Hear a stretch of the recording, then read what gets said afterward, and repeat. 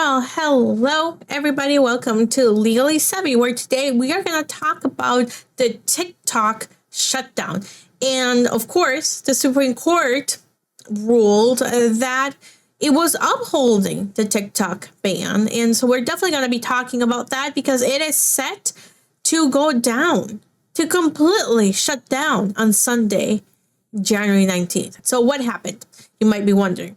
The Supreme Court unanimously held that the law that threatened to shut down TikTok was within its right to shut down the company. So when the Supreme Court looked at it, they looked at two different things. On one hand, they looked at how to protect national security interests of the United States. And on the other hand, they looked at the freedom of speech, your right to free speech, your right to go into the platform and talk about what your views are, the right of hearing others and see what their views are. So they looked at both of those. And what the Supreme Court said is that it determined that Congress has a, quote, well-supported concern regarding the Chinese data collection. Yep, the Chinese data collection. How TikTok collects data from your phone when you download the app. So exactly what it's doing and what it's gathering about you as an American. And what the Supreme Court talked about and what they relied on was the fact that they said that that gave China, a foreign adversary, control over a huge amount of sensitive data that the platform collects. And they said that because of that, it justifies the ban because there are national security concerns about that. And what is national security concern? What does that mean? What did the Supreme Court really mean when it was talking about national security concerns? Well, they're talking about the fact that a foreign nation, China, has data about Americans.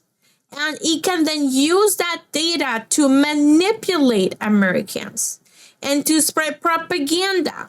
And again, this is coming for the Biden administration. And you might remember some of the same rhetoric that was used about Russia when it was using Facebook and it was using the Facebook platform to gather information about Americans and spread propaganda. Some of those concerns that are raised right now in the TikTok litigation are very similar to the concerns that were raised in the media when it was found out that Russia was using Facebook's in-games that you can play on if you log in on Facebook. It was collecting data and it was asking you questions about what color do you like the best? And everybody was doing it. And you guys might remember that, right? It is raising that same issue. It's saying that it's collecting data, massive amounts of data about the American population. And they will use that data, or I should say the concern is that China will use that data to spread false propaganda and to manipulate the American people, the American population. Of course, the concern is that they will use that to manipulate an election, right? Because again, this is the same rhetoric that we heard before from the Biden administration. So as it stands, the United States Supreme Court held that the national interest far outweighed the company and the individual's right for freedom of speech. Now, of course, we do have President-elect Trump that said he would try his best to delay the enforcement of the law to make sure that TikTok would stay open, for American citizens and the American population would have access to it. And in a video posted after the ruling, TikTok chief executive Shu Chu thanked President-elect Trump for his commitment to work in helping TikTok stay available in the United States. There is also, of course, a lot of rumors about possible sales. ByteDance, which is the owner of TikTok, have, though, insisted that they will not consider a sale, even though there are a lot of gossip and rumors about other companies that want to buy TikTok to keep it in America.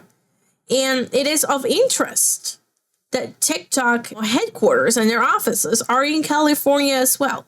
So it is not completely all devoid from having United States connections.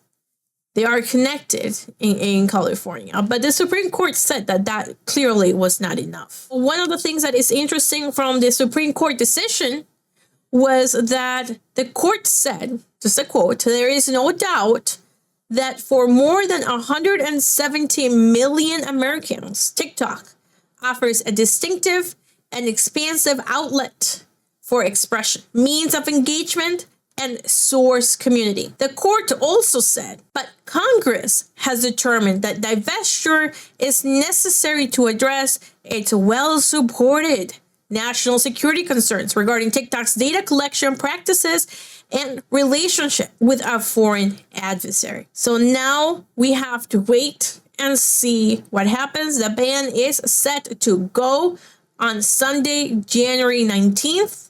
And President-elect Trump said that he would try his best to delay enforcement of the law starting Monday, January 20th.